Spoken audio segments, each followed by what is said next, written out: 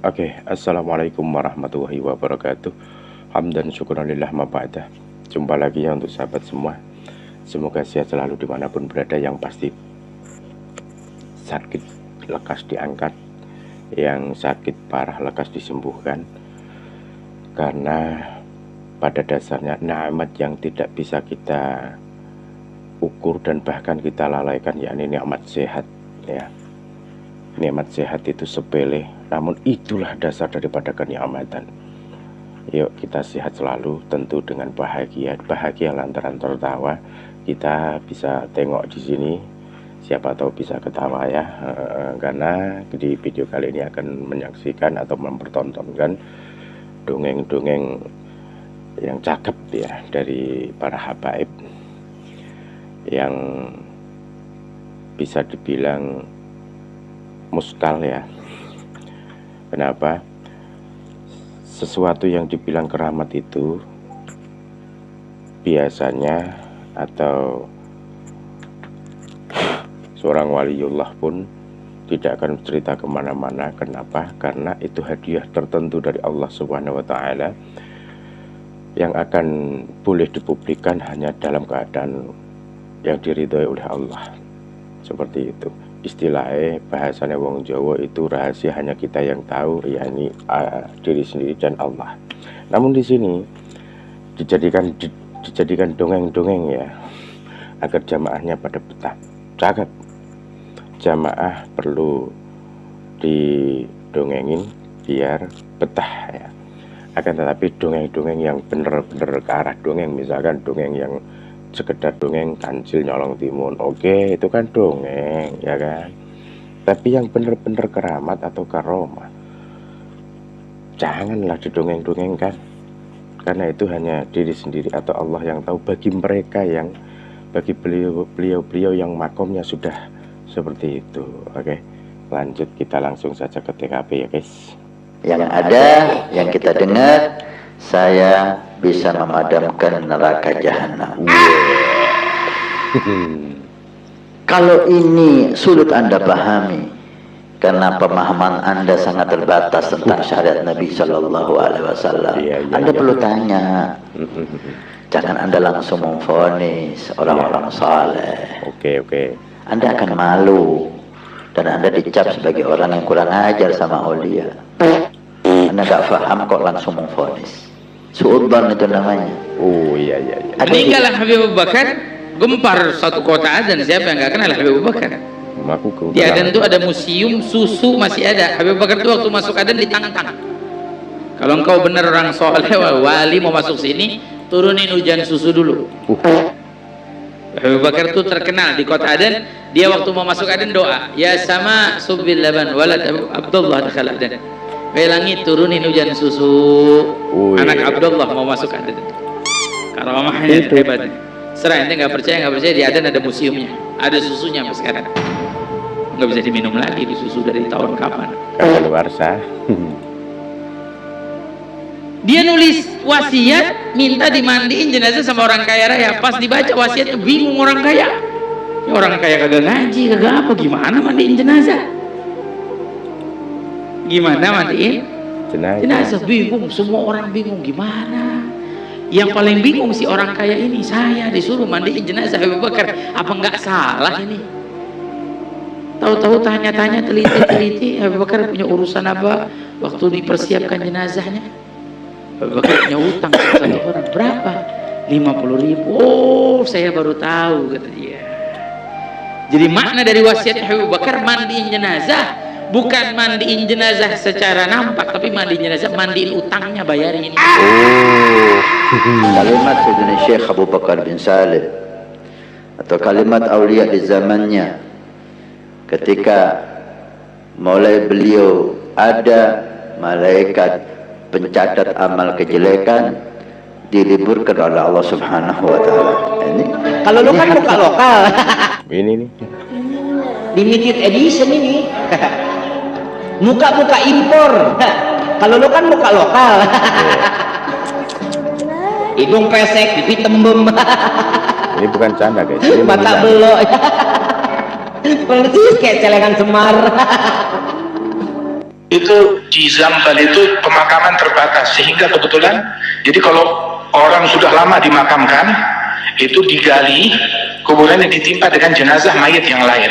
Nah ini ada satu orang meninggal dunia, tempatnya terbatas, kebetulan di dalamnya makamnya Habib Musyayikh untuk ditempati oleh mayat yang lain.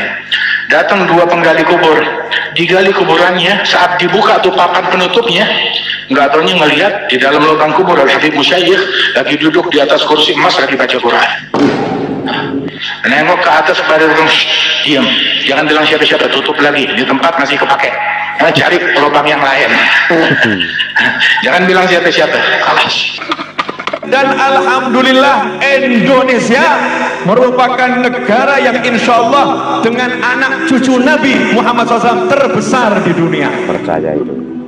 Gak ada yang lebih banyak di Indonesia terbesar di dunia. Bangsa ini akan aman, bangsa ini akan sejahtera, bangsa ini akan makmur selama anak cucu Nabi Muhammad SAW tidak diganggu, tidak diusik, dimuliakan, dicintai, disayangi. Karena apa? Ada doa dari kakeknya, pemimpin kita semua, baginda Muhammad sallallahu alaihi wasallam. Ya sekalian dihidupi ini. Nah, tapi kalau udah mulai gaya Habib kok seperti itu. Nah ini santri gaya. Ya, umat Islam mulai gaya, mulai mengkoreksi Habibnya, mulai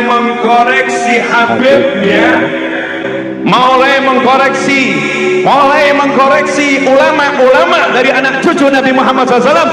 Orang yang seperti itu mirip dengan iblis.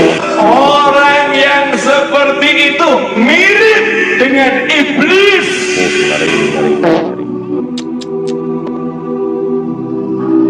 Mirip dengan iblis. Pangkatnya, ilmunya ditunjukkan untuk mengoreksi anak cucu Rasulullah, lupa. Kalau kakeknya mendoakan siapa yang mencintai keduanya, cintai. Dan siapa yang menyakiti keduanya, aku benci, ya Allah, benci mereka. Mau pamer apa? Mau pamer apa coba? Makanya tolong semuanya sadar, jangan ikut-ikutan orang yang tidak mencintai keluarga Rasulullah.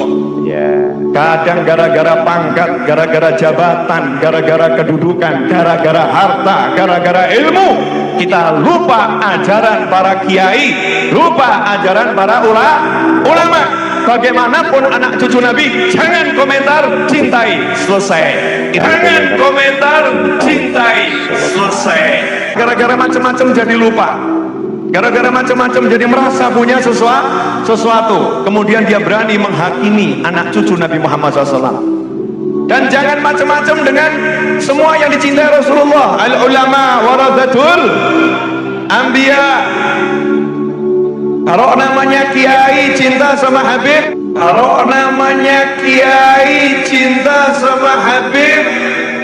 maka kata Rasul, Salman minna ahlal bait.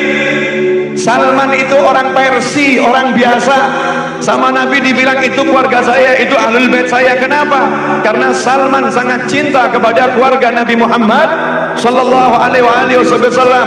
Kalau kiai cinta keluarga Nabi, sama Nabi langsung dimasukkan, engkau keluargaku. Enak atau? Enak. Makanya jangan ngaku-ngaku jadi Habib. Nah, itu kurang dia. kerjaan. Nggak perlu ngaku jadi Habib. Ya, cukup jadi orang yang cinta Habib. Cukup jadi orang yang cinta Habib, nanti otomatis udah jadi Habib dalam pandangan Nabi Muhammad SAW. Meskipun nasabnya bukan Habib, meskipun nasabnya bukan Habib. Jelas? Mohon maaf, ilmu yang satu ini sudah tidak banyak yang nyampaikan. Kalau kiai dulu disampaikan, digandeng anaknya, Habib Ambungen. Berkah dunia akhirat, cintai Habib. Itu kiai dulu begitu. Kalau anak muda zaman sekarang, tontok se Habib sopo. Tontok se Habib sopo. Nak cocok gak apa-apa, gak cocok tinggal no. Kurang ajar iku Habib iku. Masya Allah. Na'udzubillah min dzalik.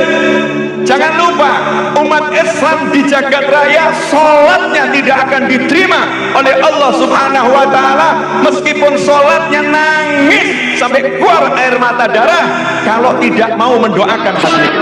Karena kami sedang bangun pesantren, sedang membeli di tanah atas segala macam. Ya, bisa. Makanya pada malam hari ini, coba yang santri angkat tangan. Jadi kelihatan bukan santri. Yang santri angkat tangan dulu. Nah, berarti yang bukan santri di depannya. Yang depan itu bukan santri. Yang depan sama di panggung. Bukan santri ya. Alas, yang santri. Ini sorban anak pakai dakwah selama sekitar 13 tahun. Bahkan dalam penjara. Dan ini mau anak lelang untuk pembangunan pesantren. Mau lelang. Nah, selain santri yang ada di depan sini sama yang ada di depan mana? Siapa yang beri uangnya untuk pesantren? Anak buka mulai 10 juta. Siapa? Ini orang yang di mobil dia cepat pada. Ini buat pesantren 10 juta. Ada lagi lebih.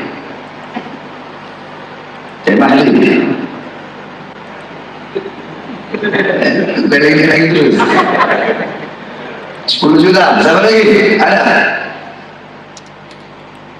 Ada lebih? Nggak ada? Udah? Ya kan, buat beliau 10 juta. Mudah-mudahan barokah di akhirnya. Insya Allah mendapatkan keberkahan dari dakwah yang selama ini yang pakai kemana-mana. Insya Allah beliau itu mendapatkan keberkahan. Amin, amin.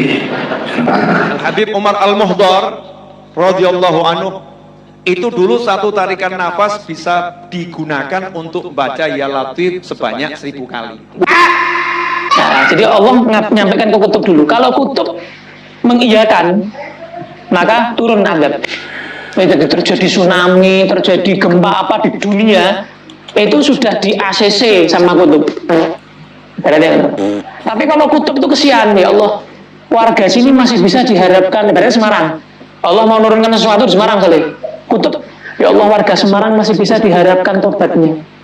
Terus saya yang nanggung, karena sudah mubrom. Obok Allah itu kan sudah apa? Mubrom, pun pasti kan katanya. Sudah pasti terjadi yang di umul kitab, yang di Lauhul Mahfuz kan masih bisa dirubah. Kan yang Allahu ma yasha'u wa yutsbit. Bisa ada dihapus, bisa ada yang ditetapkan diteruskan. Tapi wa indahu umul kitab. Tapi yang di umul kitab tetap harus terjadi. Lah misal Allah, ini sudah di umul kitab. Ya aku sing natai ya Allah. Makanya wali-wali kutub itu kan banyak yang penyakitnya parah. Contoh yang masyhur terakhir kali itu Habib niki, Habib Abdul Qadir bin Ahmad Asghar. Ini yang terakhir yang masyhur, semua aulia awali seluruh dunia sepakat. Semua ahli sufi dunia sepakat. Beliau kutub zamannya. Umurnya 100 lebih. Beliau di akhir hayat nggak bisa bicara. Sudah sampai yang saya sampai keluar apa? Air liurnya itu. Nah tisunya ini yang gerebutan mau sak donya. Malam Rabu baca Hadrobah Saudari, malam Kamis baca Burdah, malam Jumat baca Jaliyatul Qadar sama Yasin 40 kali. Baru 40 kali. Bagaimana Habib Abu Bakar bin Abdullah Al-Attas? Habib Abu Bakar bin Abdullah Al-Attas 1 kali duduk baca Yasin 90.000 kali. Wow, gimana teman-teman dongeng-dongeng yang dibawakan oleh para kabib-kabib kita, kabib-kabib Balawi, kabib-kabib dari Yaman? Gimana menurut Anda? Silahkan masukkan di kolom komentar. Pendapat-pendapat dan sarannya silahkan masukkan. Agak ketawa-ketawa gimana, ditahan-tahan ini. Oke lah, yang pasti tentang kebaikan ya, yang pasti tentang kebaikan. Apabila baik kita ambil, apabila buruk buang sampah bosku ya. Buang sampah, ingat, buang sampah. Jangan HP-mu ya, gara-gara jengkel HP-mu dibuang sampah, jangan. Oke, terima kasih. Wabillahi taufiq wal hidayah. Wassalamualaikum warahmatullahi wabarakatuh.